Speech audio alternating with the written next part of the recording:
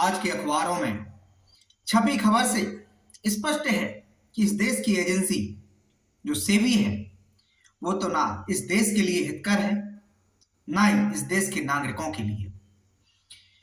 ये सेबी इस देश के करोड़ों करोड़ों लोगों के लिए अहितकर साबित हो रही है। ये सेबी वही सेबी की मैं बात कर रहा हूं जिस सेबी ने सहारा इंडिया समूह को पतन की कगार पर पहुंचाया, जिसके 13 लाख लोगों का रोजगार छीना। ये वही सेबी है जिसके कारण देश के आज 13 करोड़ निवेशक अपने भुगतान के लिए दर दर भटक रहे हैं और उन्हें कहीं से इंसाफ मिलता हुआ नजर नहीं आ रहा है। आप सभी लोग जानते हैं कि सेबी के पास सहारा सेबी रिफंड अकाउंट में 25,000 करोड़ रुपए की रकम पड़ी हुई है, जो हमारी आपकी मेहनत की गाड़ी कमाई है। सेबी लगातार बयान देती है कि सहारा के डिपॉजिटर भुगतान प्राप्त करने के लिए उनके पास आ नहीं रहे हैं, आवेदन नहीं दे रहे हैं, अतः सहारा के कोई निवेशक नहीं है, सहारा की ये निवेशक फर्जी है। सेबी का इशारा ब्लैक मनी की ओर है, काले धन की ओर है। जो 25,000 करोड़ रुपए आता है जो हमारा आपका सेबी के पास पड़ा हुआ है, सेबी यह साबित करने पर तुली हुई है कि उसने जो सहारा इंडिया के परिवार के खिलाफ एक्शन लिया वो उनकी नजर में एकदम सही था, उचित था। साथियों, लेकिन हमें आपको भी ऐसे हार नहीं मान लेनी है। आज वो समय आ गया है कि हमें आपको साबित करना होगा कि सहारा समूह के निवेशकों का जो पैसा 25,000 करोड़ रुपया सेबी के पास पड़ा हुआ है, ये हमारे खून पसीने की जो मेहनत की गाड़ी कमाई है, जिस पर सेबी की मंशा ठीक नहीं है, नियत और नीति ठीक नहीं है, उसको हमें आपको साबित करने का समय आ गया है। साथियों, जुट जाइए एक मिशन पर और बताइए कि आज जो आपके पास भले ही सोसाइटी का सर्टिफिकेट हो, सहारा की किसी रियल एस्टेट, जो सहारा का जो विवाद सेबी के साथ था वो 2 कंपनियों का था, सहारा रियल एस्टेट कॉर्पोरेशन लिमिटेड और सहारा हाउसिंग इन्वेस्टमेंट कॉर्पोरेशन लिमिटेड। चूंकि 3 करोड़ जो निवेशक थे उनके सर्टिफिकेट्स को सहारा ने क्यूसॉप में ट्रांसफर किया और क्यूसॉप के बाद सोसाइटियों में ट्रांसफर किया।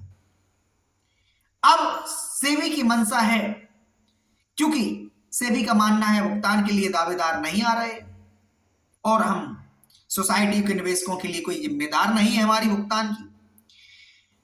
तो साथियों, दुनिया का कोई भी वित्तीय संस्थान हो, जब व्यक्ति खुद मरने पे आ जाता है और उसको चारों ओर से चक्रव्यूह में लोग घेर लेते हैं, तो अपने आप को बचाने के लिए जो भी उचित कदम होता है वही उठाता है। वही सहारा इंडिया समूह ने उठाया।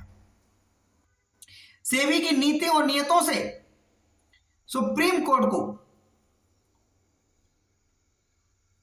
लगा कि सहारा समूह ने गलत किया है और उनके खिलाफ एक आदेश पारित कर दिया निवेशकों का पैसा सेबी के पास जमा कराने का। क्योंकि सहारा समूह के सामने कई मुसीबतें एकदम से आ खड़ी हुई। एक तरफ माननीय सुप्रीम कोर्ट का आदेश 3 महीने में पूरा करना था, 24,000 करोड़ रुपए जमा करा करके, दूसरी तरफ निवेशकों की भी धनराशि वापस करनी पड़ती और तीसरी तरफ सहारा इंडिया समूह में जो निवेशकों का पैसा जमा था वह कंपनियों में, प्रॉपर्टियों में इन्वेस्टमेंट था। हम सभी जानते हैं सहारा का आज भी जो साम्राज्य है 2.5 से 3 लाख करोड़ रुपए का है। आज सहारा के पास होटल से लेकर मॉल से लेकर इस देश के अंदर 30,000 एकड़ एकदम वीआईपी इलाकों में भूमि पड़ी हुई है।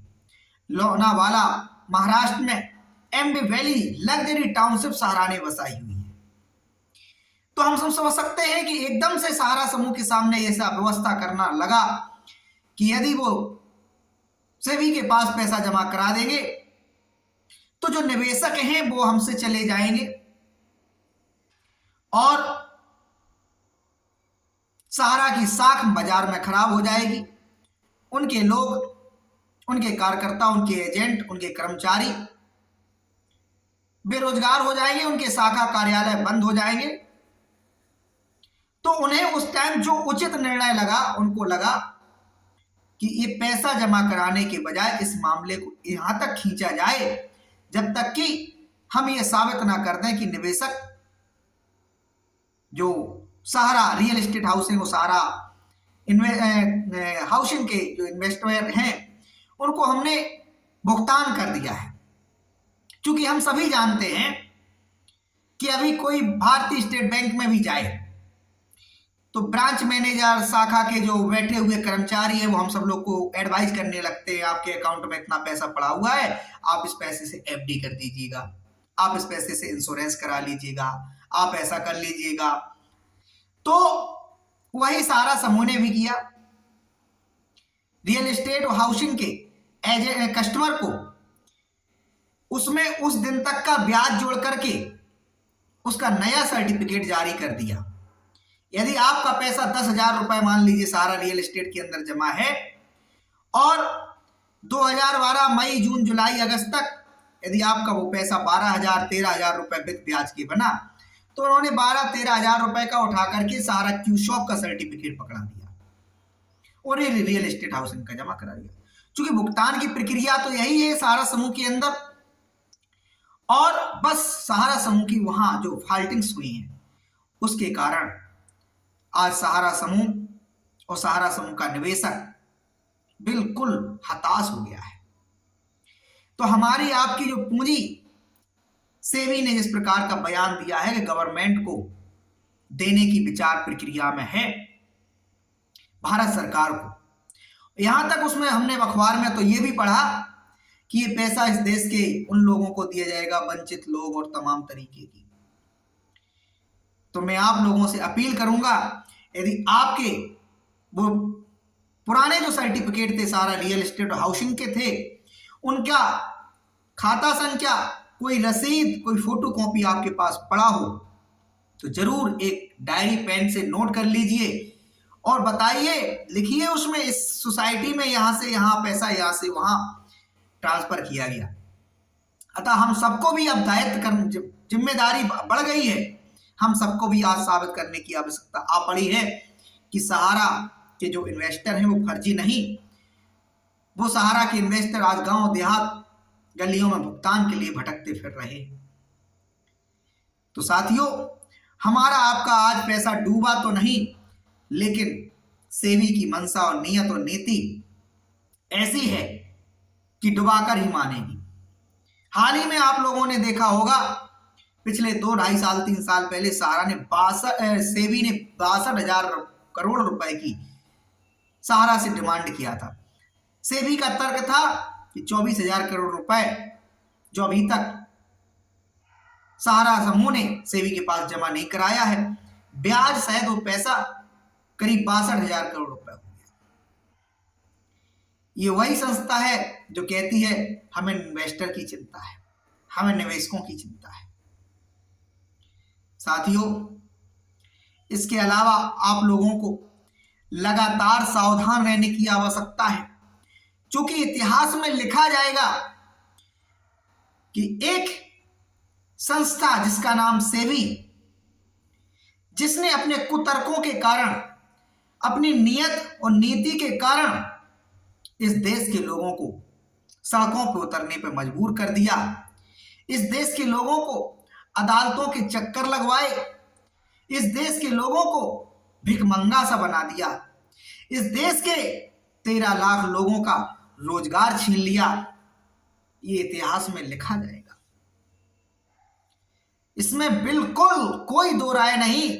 आज नहीं तो कल साबित हो ही जाएगा कि सहारा रियल एस्टेट और सहारा हाउसिंग के जितने भी इन्वेस्टर थे वो फर्जी नहीं थे, वो नंबर 1 के थे। बस वहां पे सहारा समूह ने जो भुगतान की प्रक्रिया अपनाई थी वो नगद के रूप में अपनाई थी, चेक नहीं दिए थे निवेशकों को, उनके बैंक अकाउंट में वो पैसा नहीं दिया था, बल्कि उठा करके उनको अन्य स्कीमों में शिफ्ट करके भुगतान की जो प्रक्रिया होती थी ठीक उसी प्रकार से इसका खामियाजा इस देश के करोड़ों करोड़ों लोगों को क्यों भुगतना पड़े? क्यों भुगतना पड़े? कि यह सेबी की नैतिक जिम्मेदारी नहीं थी कि जब सहारा ने इस देश से पैसा कलेक्ट करना प्रारंभ किया, सहारा रियल एस्टेट और सहारा हाउसिंग की स्कीमों में इन्वेस्ट कराया, क्या सेबी को नहीं पता था इस देश के अंदर एक कंपनी इतने बड़े गांव देहात से लेकर शहर शहर में जिसके कार्यालय हों, क्या ये एक दो दिन में तो नहीं हो गया होगा कि सेबी से बिना मान्यता लिए, बिना पंजीकृत, बिना अनुमति के सहारा समूह वेबसीडी जारी कर रहा है? हास्यास्पद बात है। सहारा समूह का वहां तर्क था, सेबी की बजाय हम कॉर्पोरेटिव मंत्रालय से रजिस्टर हैं, कंपनी और रजिस्ट्रार के यहां पंजीकृत हैं, यहां सेबी का रोल नहीं है। साथियों, 25,000 करोड़ रुपए आज कैश पड़ा हुआ है, कैश। इसके बावजूद भी हमें आपको अपने पैसे के लिए त्राहिमाम करना पड़ रहा है। क्या इस देश के निवेशकों के खून पसीने की कमाई, जो उनके अपने बेटों की बेटियों की शिक्षा और शादियों के लिए थी, चिकित्सा खर्च के लिए थी, घर मकान बनाने के लिए थी, उनकी अपने छोटे छोटे सपने उसमें बनते बनते थे, क्या इसकी अब हमदर्दी इस देश की सरकार की एजेंसियों को नहीं बची है? ऐसी एजेंसियों का भला क्या काम जिनके अंदर आदर्श ना बचे हों, संस्कार ना बचे हों, नैतिकताएं नहीं बची हों? क्या काम ऐसे कानूनों का जिससे इस देश के नागरिकों का ही अहित हो? 100 बात की एक बात है कि सहारा का निवेशक कम से कम फर्जी नहीं है। सेबी ये गाली देना बंद करे कि सहारा का निवेशक फर्जी है।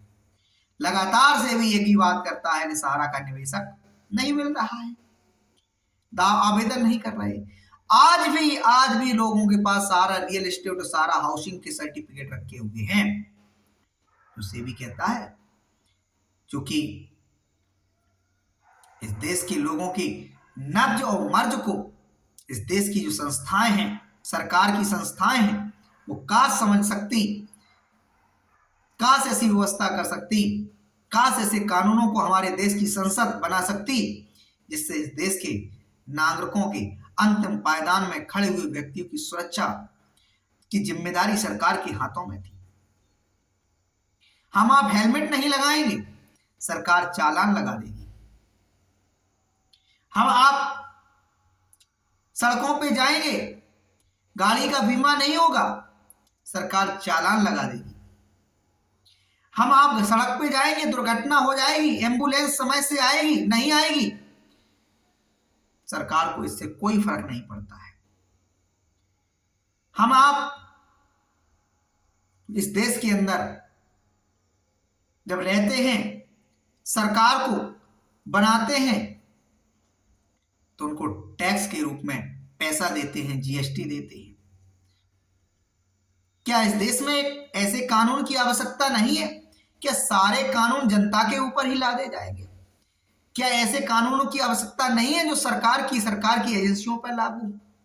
क्या ऐसे देश को ऐसी व्यवस्था नहीं मिलनी चाहिए? यदि कोई रास्ते में सड़क टूटी हुई मिले तो व्यक्ति शिकायत करते ही उस सड़क की मरम्मत करा दी जाए।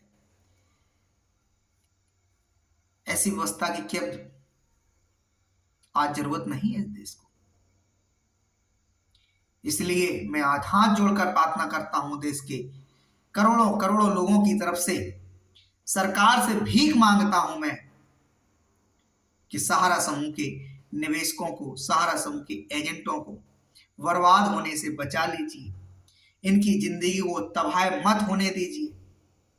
ऐलान कर दीजिए कि आपका पैसा सुरक्षित है, एक एक दिन का ब्याज समेत भुगतान सरकार करेगी। पूरा इस देश के अंदर संपूर्ण भुगतान सहारा सामूहिक निवेशकों का, जो मेरा एक मोटा मोटी एक आइडिया है, आप लोगों की जो खबरें देखते रहते हैं उसी से एक हमारा अनुमान है कि 2 से 3 लाख करोड़ रुपया सहारा समूह के संपूर्ण निवेशकों का सहारा समूह पर बकाया होगा।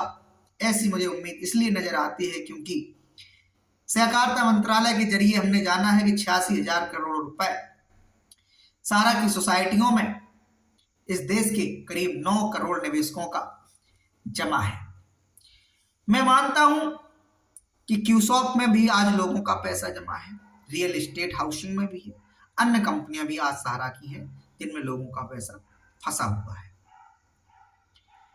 तो ये ब्याज समेत धनराशि जोड़ेंगे 86,000 करोड़ रुपए को अगर 2 गुने में कलेक्ट कर देंगे तो तकरीबन 1.5 पौने 2 लाख करोड़ रुपए यही हो जाता है सोसाइटियों के भुगतान की देनदारी, क्यूसॉप की देनदारी। तो तकरीबन मोटा मोटी अधिकतम 2 से 2.5 लाख करोड़ रुपए सहारा के निवेशकों का सहारा समूह पर बकाया होगा और उनकी संपत्तियां आज उतनी हैं, इसमें कोई शक वाली बात नहीं। तो क्यों ना निवेशकों के लिए इस देश की व्यवस्था को सुदृढ़ करने के लिए सरकार ऐसी व्यवस्था लागू करे। हम तो कहते हैं कि सेबी शर्म से लाल हो जाएगी। सेबी को आज मेरा इस वीडियो के जरिए खुला चैलेंज है। खुला चैलेंज ये है कि सेबी इस देश के अंदर सहारा की ब्रांचों के बाहर अपने कैंप लगाए, अपने अधिकारियों को भेजे, मीडिया की उपस्थिति कराए और सहारा समूह के निवेशकों को आमंत्रित करे। ऐसे निवेशक जो दावा करते हो कि हमारा पैसा आज जो सोसाइटी के रूप में सर्टिफिकेट है, क्यूसॉप के रूप में जो सर्टिफिकेट है वो हमारे रियल एस्टेट के थे, वो हमारे हाउसिंग के थे।